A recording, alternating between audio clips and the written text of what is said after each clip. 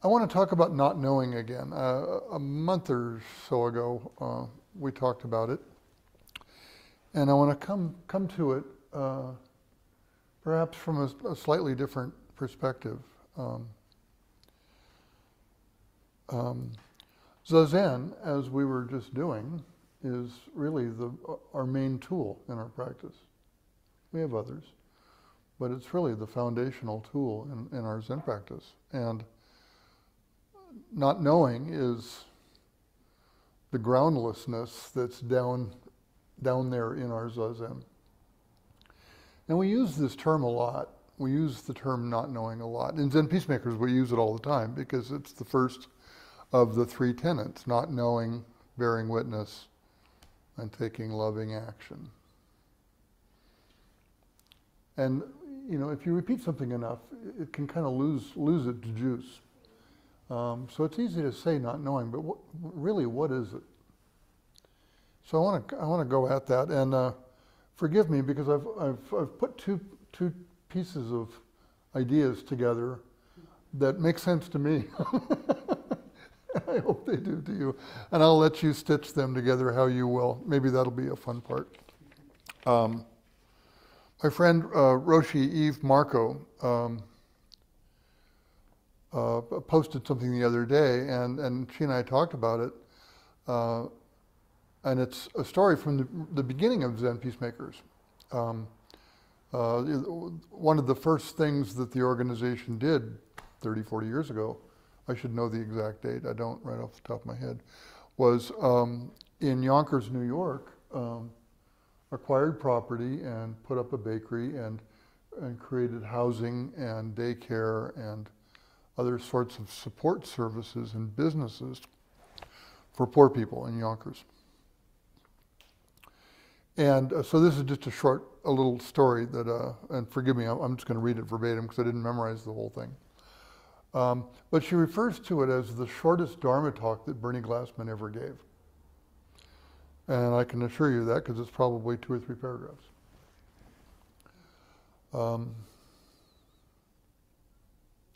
And what Eve said was, finally, after a lot of setbacks, we put together the money to buy a rundown old building that needed to be totally renovated. And one fine day, Bernie, along with some senior students, obtained the key to actually go inside and have a look at it. And after so many years of work, this was an exciting development. That evening, which was a Wednesday, was when Bernie typically gave his weekly talk. I was going to say like this, but nothing like this. Bernie was good at it. To the community, and he sat down and he said this. That's what Bernie said. As you know, today we went in for the first time to look at the inside of 68 Warburton. We unlocked the door and had to push it hard to get in, and the floor was wet from where the rain had come in and through the broken roof. There was a terracotta staircase at the center leading to the upper floors, and at the bottom of the stairs lay a dead dog. And this is what will happen, Bernie said. We'll renovate 68 Warburton. We'll create a child care center on the ground floor and apartments for families on the upper floors. And in fact, they did all this stuff. Then we'll buy more buildings and we'll do the same for them. We'll develop after-school programs for teenagers, and we'll hire parents to work at the bakery and in construction of other projects. Families will move out and we'll bring in new families. Some of you will leave and new students will come. We'll do this for a long time.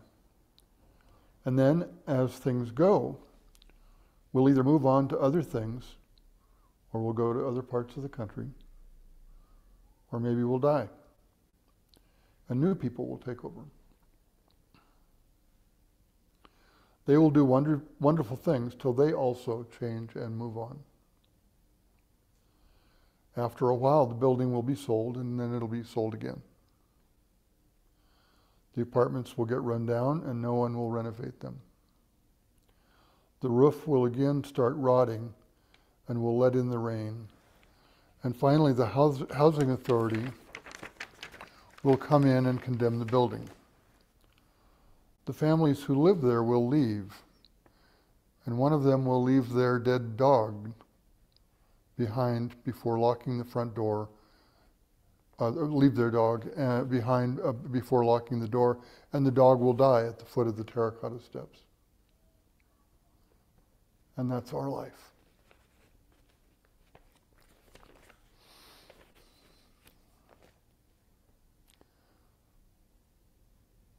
In fact, most of that happened. I don't know about the dog. My point in reading this is not that Bernie was great at prognosticating. Maybe none of this would have happened. He was teaching us about impermanence and not knowing. So who here knows what our life's going to be like? We say this all the time. You know, we could finish tonight and something terrible could happen out on Spruce Street to one of us. Everything's changing. We don't know. We really, really don't know. Will I be okay? I have close friends and family who sometimes want me to assure them that everything's going to be all right. And mostly I do. But I don't believe it. I don't believe it that it's not going to be all right. I just don't know. I don't know enough to assure them. Will things get better? A lot of people believe that we're kind of in a process of things continually getting better. Could be atrophy too, or entropy. So we use this not knowing a lot. But how do we experience it? What's it feel like?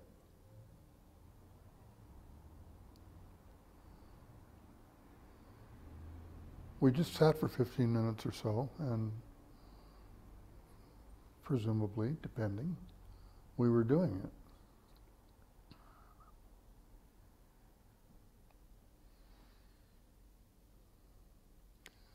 A friend was asking me the other day about Zen and philosophy, and I said, philosophy is thinking. Zen is not thinking. And that's partially true.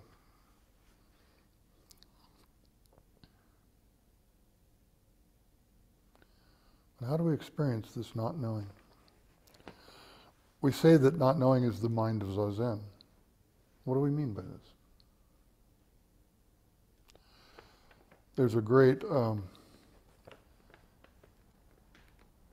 introduction to a koan that many here have read, so it'll be repetition for a lot of folks and probably new for others. It's the commentary for case 1 of the Mumonkan, which translates as the gateless gate. That's the koan Mu, which most everyone has heard of, and many folks here have worked on. And the Gateless Gate was compiled by Zen Master Mumonkan in 1228, and this commentary is very instructional, showing us one aspect of not knowing. And this koan's about Zen Master Joshu Jushin. That's the Japanese expression of his name. The Chinese is Jiao Zhou Kongshin, and he lived in the Tang Dynasty, 778 to 897. And one of the most quoted and repeated and relied on and venerable masters in the lineage. And the koan itself is really simple. A monk asked Joshu, has the dog Buddha nature or not? And Joshu answered Mu, which is roughly a translation of no, or not, or does not have. Which is confounding, of course, because as good little Buddhists, we believe that even the camera has Buddha nature. So how could a dog not? Even if he's lying dead at the bottom of the stairs. But what I wanted to share with you is, in preparing for us to practice on this Mu, Master Mumon left us with this. And I think this takes us toward at least an intellectual understanding of not knowing, or perhaps the invitation to let go of the intellectual part of it. And Mumon says, in studying Zen, one must pass the barriers set up by ancient Zen masters. For the realization of incomparable satori, one has to cast away one's discriminating mind. Cast away. Those who have not passed the barrier and have not cast away the discriminating mind are all phantoms haunting trees and plants. Now tell me, what is the barrier of the Zen masters? Just this mu. It is the barrier of Zen. It is thus called the gateless barrier of Zen. Those who have passed the barrier will not only see Joshu clearly, but will go hand in hand with all the masters of the past and see them face to face. You'll see with the same eye that they see with and hear with the same ear. Wouldn't that be wonderful? Don't you want to pass this barrier? Well, then concentrate yourself into this mu with your 360 bones and 84,000 pores, making your whole body one great inquiry. Day and night work intently at it. Do not attempt nihilistic or absolute or dualistic or relative interpretations. It's like having swallowed a red-hot iron ball. You try to vomit it out, but you cannot.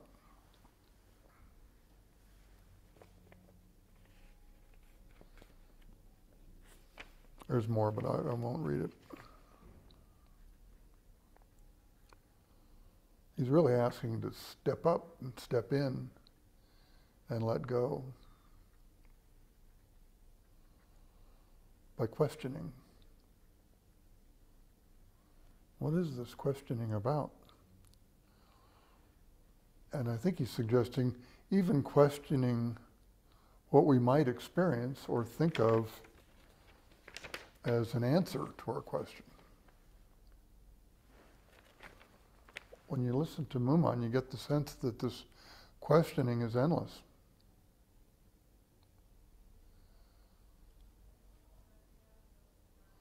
Could this questioning or this great doubt or this endless inquiry be the mind of not knowing? Could that be what it is? After all, if we concentrate ourselves into this mu with our I'm not sure he counted them, but our 360 bones and our 84,000 pores, making our whole body one great inquiry, what room is left for knowing anything?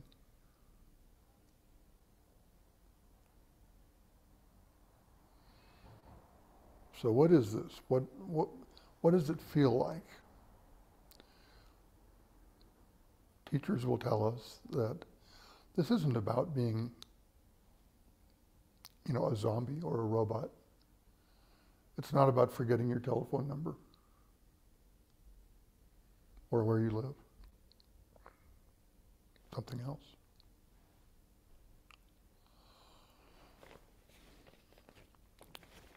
I want to do something and maybe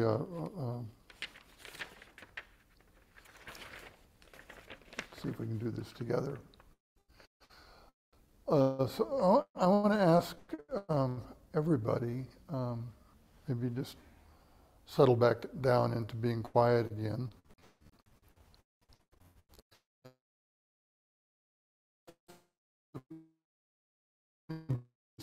Mentally repeat the question and notice how it feels. And I'll do this set of questions, or questions that I think we believe that we know the answers to.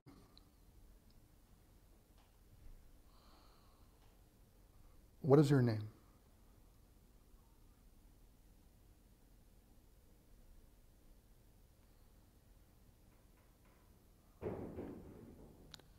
Where were you born?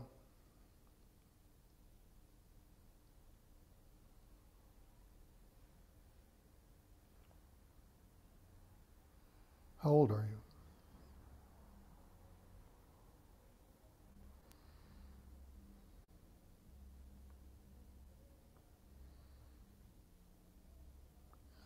you? Is this beautiful wood floor that we're sitting on solid?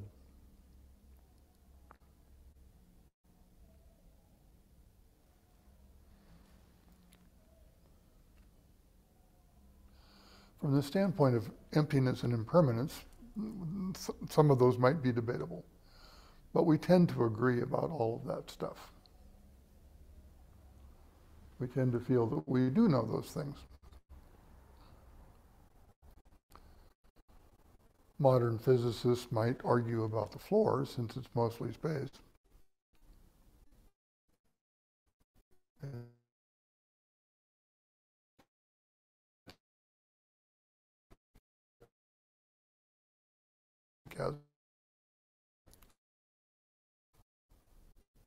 We agree.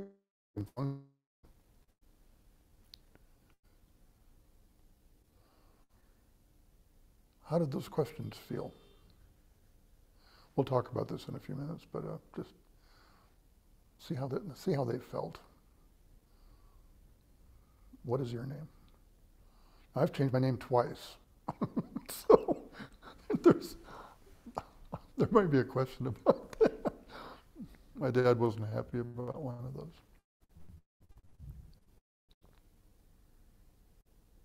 But mostly those feel pretty good.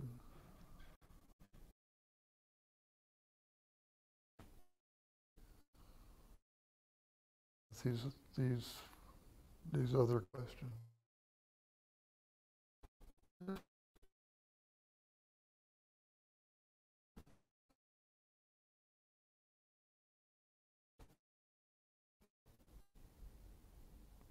Who am I?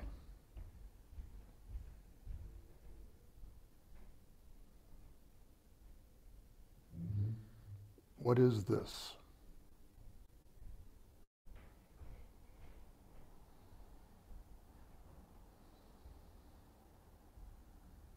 Who was I before I was born?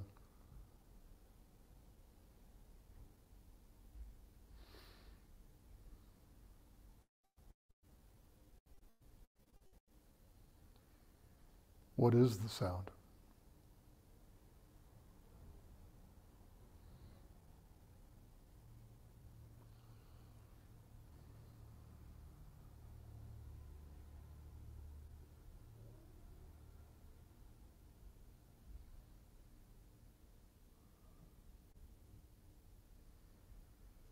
And how do those feel?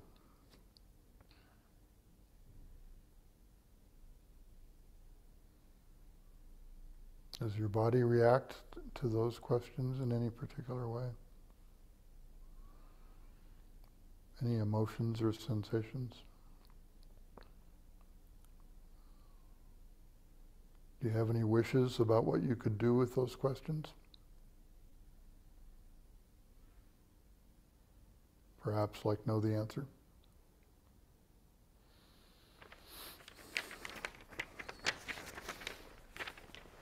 Is it uncomfortable not to know?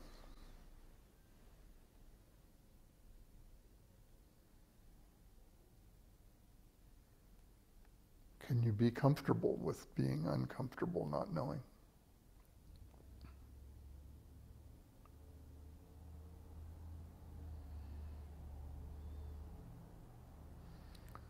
So without putting a name on it, what is this not knowing?